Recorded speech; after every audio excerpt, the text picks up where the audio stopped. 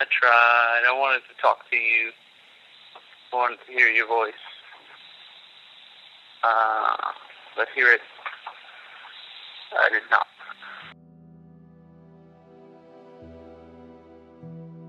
And it was Lakeside's first home playoff football game in my career here. So we were so pumped. We were so excited. And 10, 15 minutes before kickoff, we got the phone call from his wife.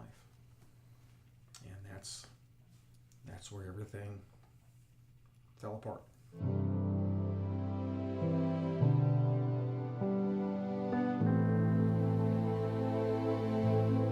I got up and for some reason, an hour, I went into her room an hour early just to check on her. And I don't even know why I did that, because I would have never normally done that. But I went in her room and I looked, and her bed was completely made up. She hadn't slept in it. I just thought, oh, she's in Sissy's room across the hall. So I went to Jade's room and she wasn't there. And then I told Jerry, I said, where is Emerald?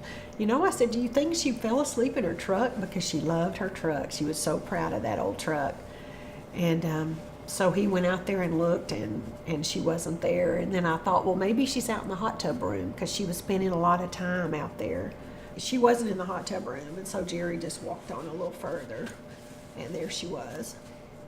And I was so in shock. I mean, I didn't even realize. I thought maybe she was, still alive. So it's pretty traumatic when you see your 16-year-old baby. And she had hung herself down by the pool on the banister railing. But she left a little note, and it said, I love you all. I just can't take it anymore. I hope I go to heaven.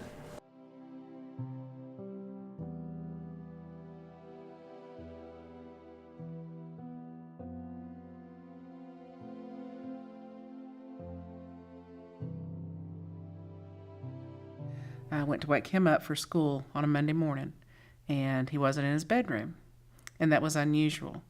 And so I went and looked around the house, and I didn't see him. And I went outside to see if he was out. I mean, I don't know what I was thinking. I just went outside to see if he was outside, and his truck was gone. I woke my husband up, called Ty's best friend's house, and his mom is one of my best friends, and so she came down. We lived in the same neighborhood, and she came down, and we started calling a bunch of people, all of Ty's friends, see if anybody had seen him. And John and I, Ty's stepdad, and I got dressed, and we took off looking all over town for him.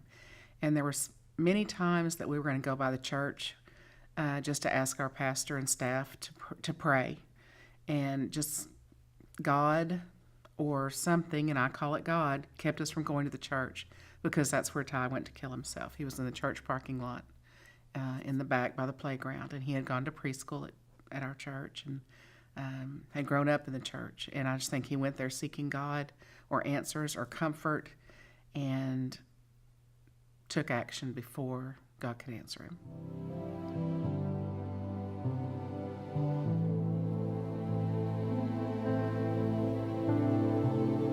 It's very painful, both emotionally and physically. There's a physical pain that's associated with suicide.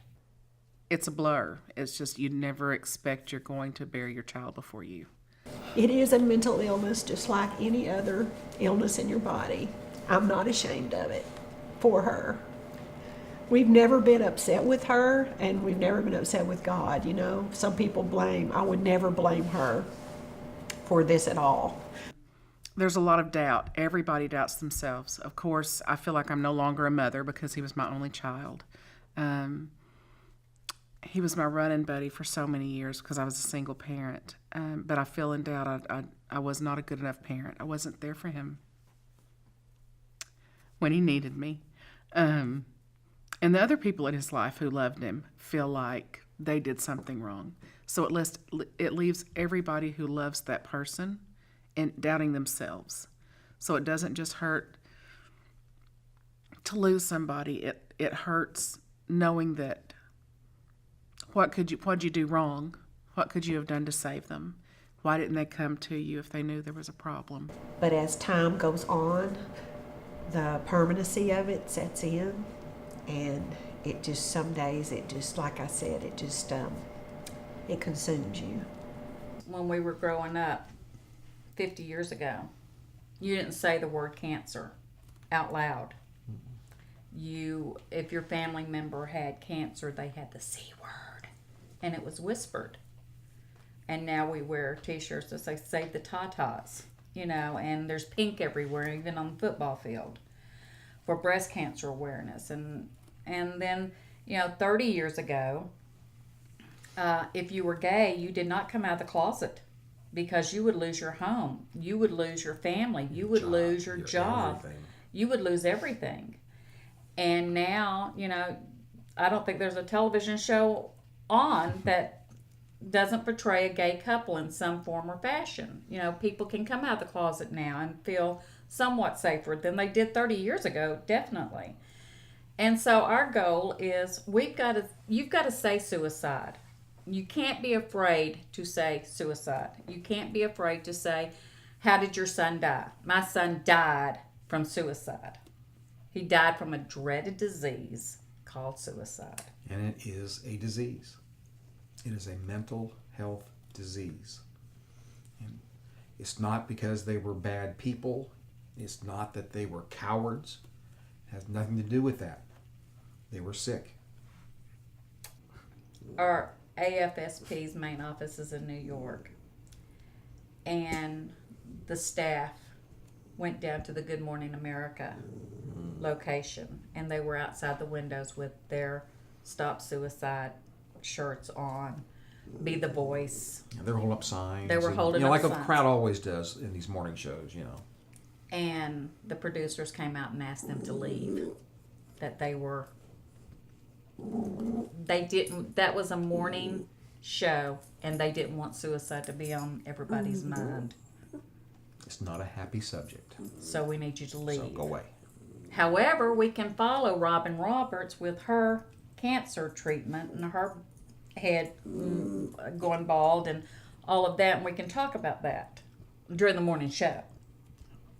But the suicide awareness people can't stand outside the windows to be seen by the cameras on the international. And that suicide is awareness. the issue in a nutshell. Yes. Nobody wants to talk about it. And we've got And to. we gotta fight that. We've got to do something about that. And so we're doing our little part. Everybody can do a little something. You're not going to change the world necessarily, but everybody can do a little something. And we're trying to do our little something.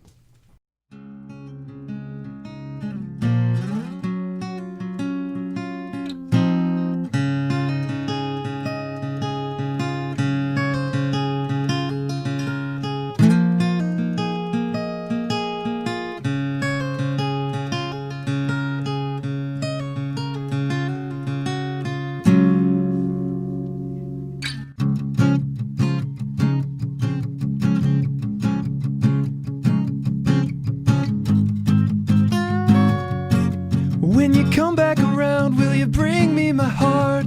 It's broken and bruised as it is.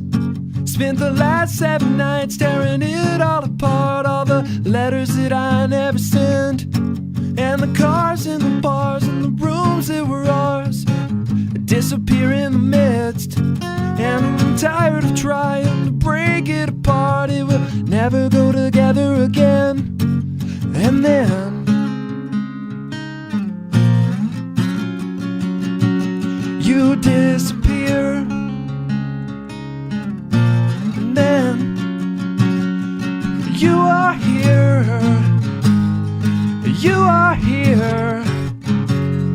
and you're here.